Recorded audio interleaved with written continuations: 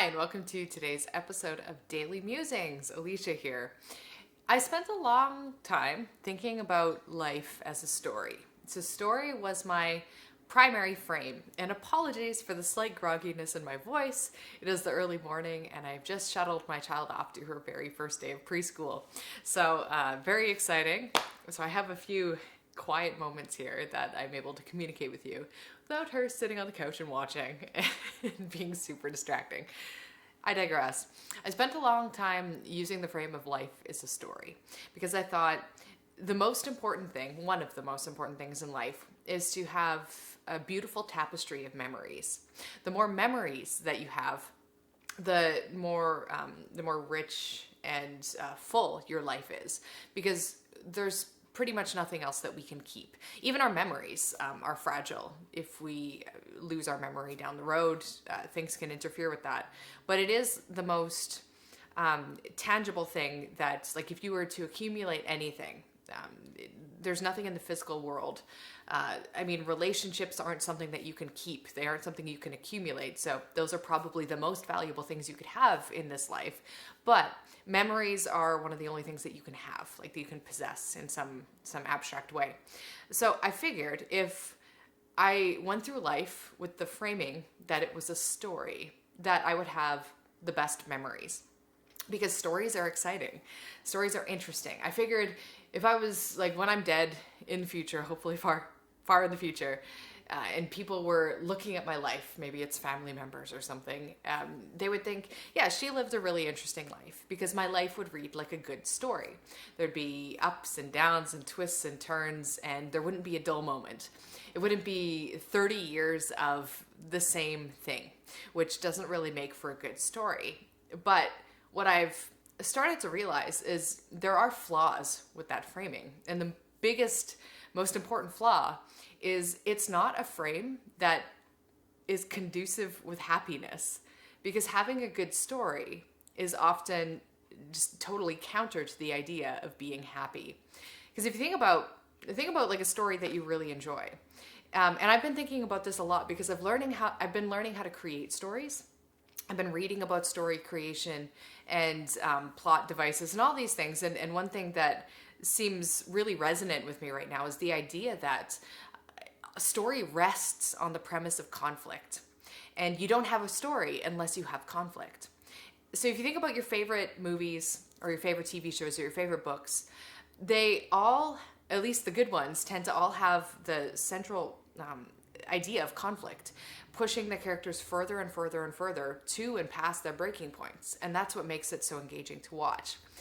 It makes for great viewing, but it doesn't necessarily make for great living.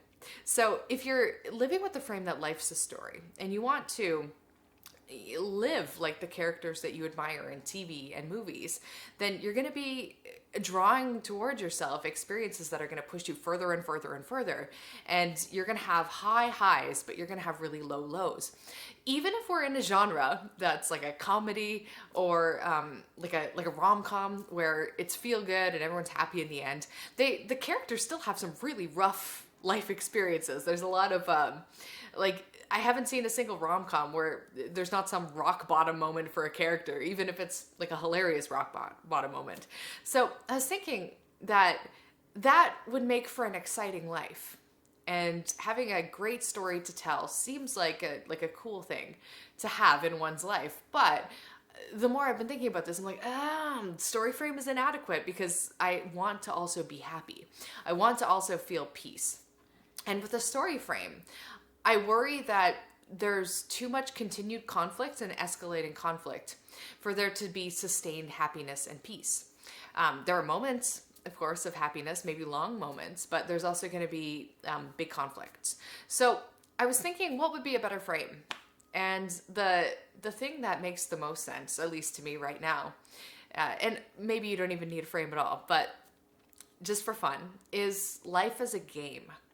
Because when you're playing a game, there's still conflict. There's a lot of conflict in games. But the difference is that you're 1 degree removed from that conflict and you expect it. So for a character in a movie, when they're experiencing conflict, like maybe I don't know, they get hit by a car and they're all like broken and sad in the hospital. I don't know why that's my example. I don't even know what movie that is. They're really in pain from that experience. Like they're suffering. But if you're playing a game and your character gets hit by a car and they're all broken in the hospital, you're not suffering. They are, like the character is, but you aren't. You are just assuming this is kind of like how the game goes.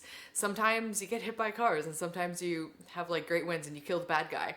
But you're gonna go through a lot of pain. But it's that degree of separation. Like, yeah, this is how the game is played. This is what makes it fun. This is what makes it engaging. That is a totally different frame than viewing life as a story where you are the character. And I think that's the main difference. You are the character who's suffering if your life is a story. But if you're playing a game, you are essentially like playing yourself as your character. So there's this sort of you in the driver's seat and the you living your life. And the you in the driver's seat is able to keep enough perspective to understand that even when your character is suffering, you're still not all in that character. There's still that little bit of being a little detached or removed. And that's not to say you don't get super into it, because as anyone who's played a game knows, it can be all absorbing. It can be even more absorbing and consuming than a movie, because you're actually active. You're not just kind of passively watching it. You're like playing the game. It can feel like, there's moments where you want to like stand up and cheer, and moments where you're like, you want to throw the controller across the room. Does anyone even use controllers anymore? So that's what I've been thinking about. I've been thinking about how life as a game feels like a much healthier frame. It feels like a frame that has less drama.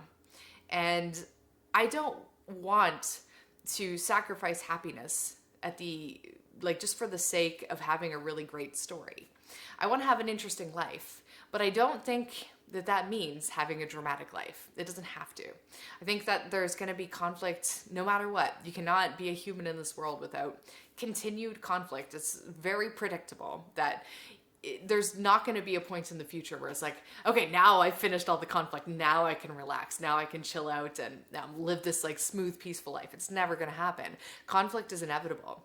But if you change your framing and how you relate to that conflict, if you're playing your character or if you are the character, I think that can make a big difference to your overall happiness and well-being. So that's a thought that I'm sitting with right now, and I wanted to share with you. I hope you're well, and I'll catch you in the next one.